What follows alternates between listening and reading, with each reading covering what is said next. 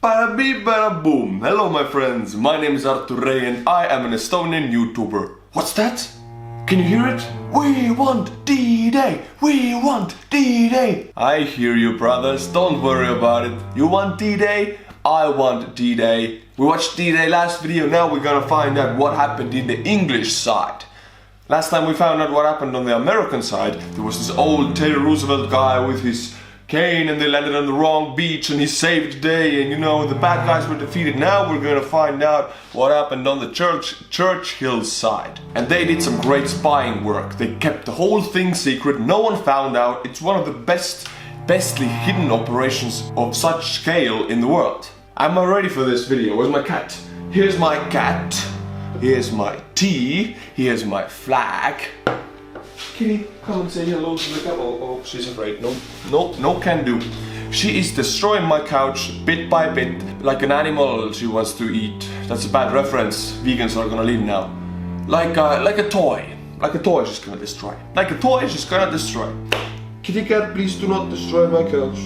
Alright, let's go and see what the English did on D-Day. The south of England had become a vast military camp, jam-packed with hundreds of thousands of soldiers, all planning on a trip to the Normandy beaches in the early summer. The job of the British Security Service, MI5, was to make... Was it coincidence that all British soldiers planned a summer vacation at the same time to the same beach in France? With full gear?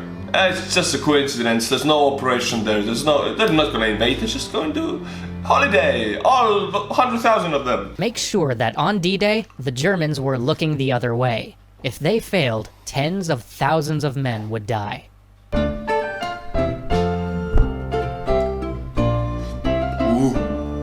In August 1942, desperate to score a success in the face of an unending string of military setbacks and defeats, the Allies carried out a daring raid on the French port of Dieppe. But the Germans were ready for them, fortified and prepared for the attack. It was an unmitigated disaster, leaving almost 4,000 Canadians dead on the beaches. This catastrophe convinced everybody that when the real invasion of France came, the Germans must not be prepared for it, or D-Day would mean... Wait, what? There was an invasion before D-Day? On Dieppe? 4,000 Canadians? Damn, it's as bad as Omaha, and something about 3,000 Americans died on Omaha Beach, which is even a smaller number, and everybody depicts Omaha on movies and not this Canadian catastrophe. This was even worse than, you know, Omaha Beach. What the hell happened? I didn't know there was another one.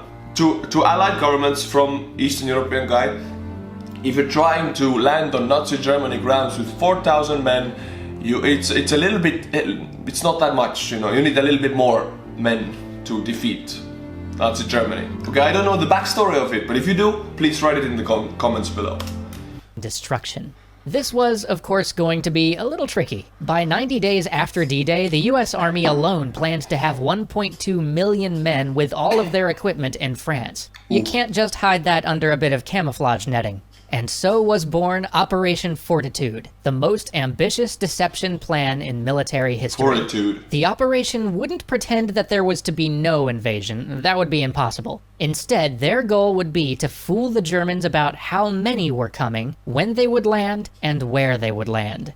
Army groups were positioned around Britain to confuse the Germans. The British 4th Army was stationed in Scotland, supposedly preparing to attack Norway. General George Patton became the proud commander of the 1st U.S. Army Group stationed on the English coast opposite the Pas de Calais, the closest crossing to France. The British 4th and the US 1st were somewhat unusual armies in that there were no actual people in them. They were completely fake, made up, non-existent. The Allies had no real soldiers to... Okay, this is actually genius. You know, you're aware that you cannot fool them, that you're not going to invade. That would be foolish. They would see through it.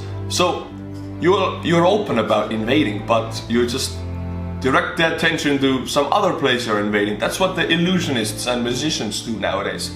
They don't do magic, they just do perfectly orchestrated tricks of attention. You look the other way when they do the trick and then you see here, oh boom, how did this happen? D-Day was a perfectly illustrated trick of illusion or magic.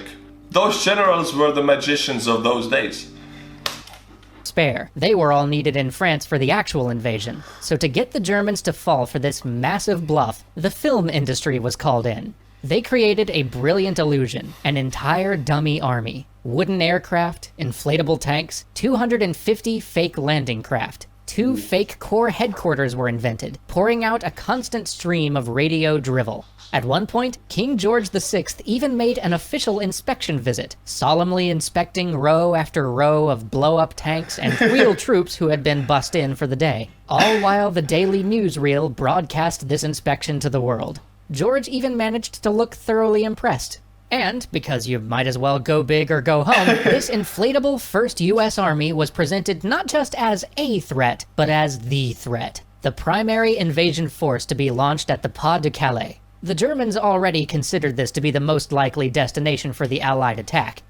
I mean, nowadays it's easy, you can see if a video is fake. But back then, the camera quality, everything was not that professional, and it was black and white, and it had a bad quality, and there was a lot of camera noise on it. So if you get a clip from England through your spy, which is probably damaged the clip also, you're not gonna see if it's fake or real army. You're gonna see thousands of men and thousands of tanks, and you're gonna freak out. So this was perfect, actually. British, I salute you for your genius. Now the Allies just needed to make sure that the Germans continued to believe that. And so was born MI5's 20 Committee, so called for the XX Roman numerals, Double Cross.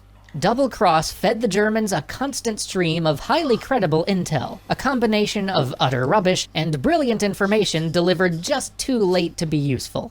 Back in 1939, the British had turned a German agent into a double agent. He was pretty useless, but he had told MI5 everything they needed to know about how the German Secret Service communicated with their agents. The 20 Committee used this information to create an entire network of double agents. By D-Day, Germany's entire network of spies in Britain was owned by the 20 Committee. One agent was a Catalan codenamed Garbo. Garbo created a completely fictitious network of 27 agents who bombarded the German embassy in Madrid with messages, presenting an utterly convincing and utterly false picture. The real attack, they said, would come in the Pas de Calais. Any other perceived invasions, such as, I don't know, Normandy, whatever, those were feints. If you hear it... So, they fed the information to German agents, and they, expecting that information, fed it immediately to the German government to warn them, to be this, oh, I'm gonna be the savior of Germany, here's the information, you're welcome. But it's the wrong information. Damn, that's genius. Because they all want that information. They know invasion is coming. They're waiting for it. They're waiting for their spies to do something. And if the information comes, they're so ready to take it as truth because they were waiting for it, you know.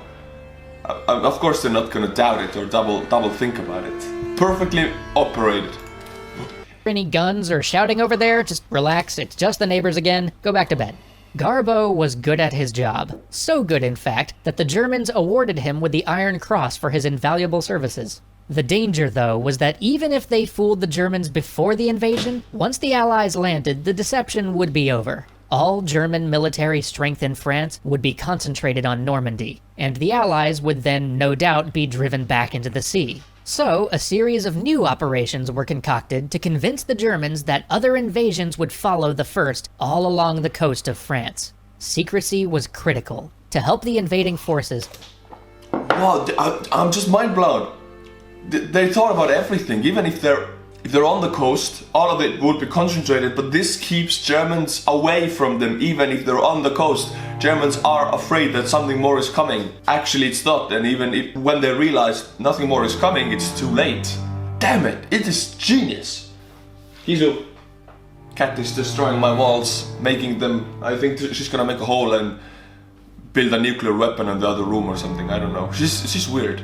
A complete photographic map of all of the beaches was needed. The RAF and USAAF ran hundreds of photographic missions, but they needed more. So the public were asked to send in all of their holiday beach photos. Then the toy maker Chad Valley was commissioned to take this intel and make a vast map of the operational area in jigsaw puzzle form for easy mobility. The jigsaw map was delivered by 2 men in 2 pieces. Neither of them knew which was the real one, and once the delivery was complete, neither was allowed to leave headquarters until D-Day was over. The British Armed Forces... Imagine you're the post guy, and you have a package to deliver, and another post guy next to your friends, like you're delivering the packages. They take the packages, they put you in jail, and they say you're not gonna get out until we invade Germany.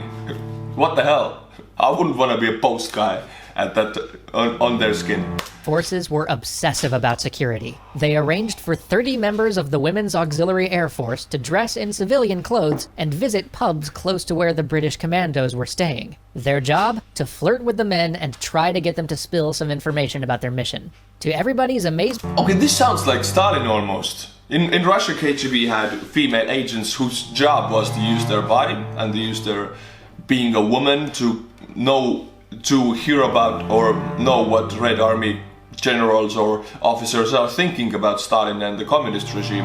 And if they said something negative, oopsie doopsie, the next day you're going to Siberia, bye bye. So yeah, almost the same tactics. And delight, the commandos kept quiet. MI5 still worried that the news was out though, and that the Germans would be ready and waiting. Back in 1942, the crossword in the Daily Telegraph newspaper had included a clue answered by the word Dieppe, just one day before the Dieppe raid had taken place. Worrisome. And now, on May 2nd, in the same crossword section came the clue, one of the US. And the answer was Utah, the code name for one of the beaches the Americans were to land on. Then, on the 22nd of May, came the answer Omaha, another beach. And then later, Mulberry and Overlord and Neptune, all code words for various D-Day operations. So how is this possible? What the hell? I would freak out if I would plan a super secret operations and suddenly the newspaper is giving me the information about it. What the hell? This is probably a coincidence, but I would go crazy. Kisu. Finally, MI5 descended in a fury upon Leonard Daw, the schoolmaster who wrote these crosswords. Turns out that it was all just an extraordinary series of coincidences. But the big question remained, had all of this deception and secrecy worked? And how would the Allies know if it had? They needed to be able to read German communications to be sure. The Germans used an extraordinarily complex encoding system, Enigma. The codes were changed daily, and there were 159 million possible permutations. Ooh, German messages should have been impossible to read, but the British thought that they could crack the code. They assembled a team of brilliant mathematicians like Alan Turing at Bletchley Park to do it. What's with the rainbow flag? What's with it? I know that in the Bible it stands for peace, rainbow, but what does it mean here? And I've seen the movie, The Imitation Game? It's a very good movie, but what's with the flag? Then the Allies had a lucky break. In May of 1941, a British ship forced a German U-boat to the surface. The Germans abandoned their sinking craft, but in the final moment, the British sailors managed to board and capture the most unimaginable treasure, a completely intact code machine and code books. Soon, and for much of the rest of the war, the British were routinely reading German messages. One estimate has suggested that the intelligence gained from this find may have shortened the war by more than 2 years. It was through that intelligence that the Allies learned that the 20 Committee had been stunningly successful. When the balloon finally went up, every key German commander greeted the news of operations in Normandy as an invasion, but not the invasion. Critical German focus, men, and material remained on the Pas de Calais even after D-Day, confusing, slowing, and weakening the German response. It was little short of a miracle. So you have like a million opposing forces on your soil and you think you're still awaiting for the other attack that should be worse, and it never comes, and then they already took Berlin. Oopsie doopsie, too bad. And so D-Day began for the British and Canadian forces. The British beaches were called Gold and Sword, and the Canadian beach Juno. Churchill had insisted on proper names rather than silly code names, saying that no mother wanted to hear that her son had given his life at the Bunny Hug landings. The British parachute drop, despite massive confusion, achieved most objectives in the face of incredible odds. I remember Call of Duty, you played as an American and you played as a British soldier throughout the game and as a Russian soldier, of course, also. But I remember the British one. My favorite weapon was the huge machine gun. The magazine came from up. You know, it was facing upwards. It was a very heavy gun. And it shot like... It was, yeah, one of the best. I like that weapon. It was super slow and super heavy, but still it made me feel, as a 13-year-old boy, it was cool to play. It made me feel like a Terminator. and I shot it always till the last round. But now would be the good time to say, hey my friends, you like these videos? You like my comments? You like my kisu? Please support the channel. I make 3 videos for you a week, Monday, Wednesday and Friday, that's a promise. And there's 2 more parts about D-Day coming up. You want to see them? Support the channel. Best way to do it is Patreon, link is in the description below, or PayPal, that's also below, or get this cool cup. Bada bing bada boom. It's not that expensive, it's pretty cheap actually. Gets to you in 3 days. I showed 2, I said 3, I don't know why. Let's go on. 700 men and a complete glider train of artillery were supposed to be sent to capture a critical German battery, but when all of the equipment and most of the men were lost in the landing, the 150 remaining soldiers, armed only with rifles and Sten guns, took the battery nonetheless. It's 7:25 a.m. at Sword Beach. Mine-clearing tanks thrash the sand. Sappers run beside them to disable mines and obstacles, frequently falling to enemy fire along the way. Then come tanks and flamethrowers throwing themselves at the German defenses on the dunes. And only then come the landing craft to release their cargoes of men. In the chaos, the schedule collapses in only half an hour. The beach has become a tangle of men, machinery, twisted wreckage, a chaos of dead, dying, and living. The air is filled with the roar of gunfire. Every moment is a drama of comedies, tragedies, and moments of heroism. But despite the cost, the landing at Sword was remarkably successful. By 9 p.m., many units were off the beaches and moving inland. At Juno, Canadian losses were heavier, but they soon broke through the coastal defenses, as did the British at Gold. The landing plan had worked amazingly well considering. Almost everywhere the German coastlines had been rolled up, and the Allies had complete control of the air. The Luftwaffe was nowhere to be seen. Now was the time to strike hard and fast into the interior, to exploit the Germans' shock and seize the vital objectives, including the major town of Caen. So they're gonna hit them with blitzkrieg. Good point. There was a period of calm as men brewed up to recover from the initial assault, and then they moved inland to link up with the airborne units. Unfortunately, the beachheads behind them were a massive traffic jam. The roads were chaos, and their armor support was still fighting their way through that traffic to reach them. And the Germans continued to fight hard. Key strongpoints resisted and slowed the British and Canadian infantry's advance. At 6 p.m., a unit of the King's Shropshire Light Infantry came under heavy fire 3 miles short of Caen and dug in for the night. With little armored support, pressing the attack and capturing the town was not an option. That night, men lay across a 60-mile stretch with their weapons, peering into a darkness lit by flares, tracer, and shells. D-Day had been a remarkable success, but as elite German divisions approached, the fight for Normandy was about to begin, and it would be harder than any could imagine. So cool, I want to play Call of Duty again. I should install it. Like Call of Duty 1, I loved the first part and the second one. The rest of them are really good, also Modern Warfare and Call of Duty World at War at Call of Duty 5. But 1 and 2 are the most nostalgic, I love them the most. Played them a lot when I was a kid. Online and single player also. Endless missions. I even played them through so many times that I set challenges to myself. Only play with pistols, for example, or just with melee weapons and try to do it. It was really interesting. With a pistol, I did it many times. Only with a pistol. You have to wound an enemy as many times that in Call of Duty 1 they step back and the officers will slowly bring out the pistol. And then you have to kill them because then they will drop a pistol and you can grab it. There's a technique to it. I could do a Call of Duty 1 and 2 gameplay if you want to. Why not? I could do it. Hey, who many of you would watch it? Write me in the comments below. My friends, as said, please support the channel. It makes it easier for me to do videos. And Kitty Cat also likes it. Hey, oh, yo. Oh, stay away, Kitty Cat. I just gave her food, that's why she's so thankful. Otherwise she's a demon, she's a Satan, she's Mrs. Lucifer. Support the channel through Patreon or PayPal or get the cup. And as always my friends, until my next video, stay cool and bye bye.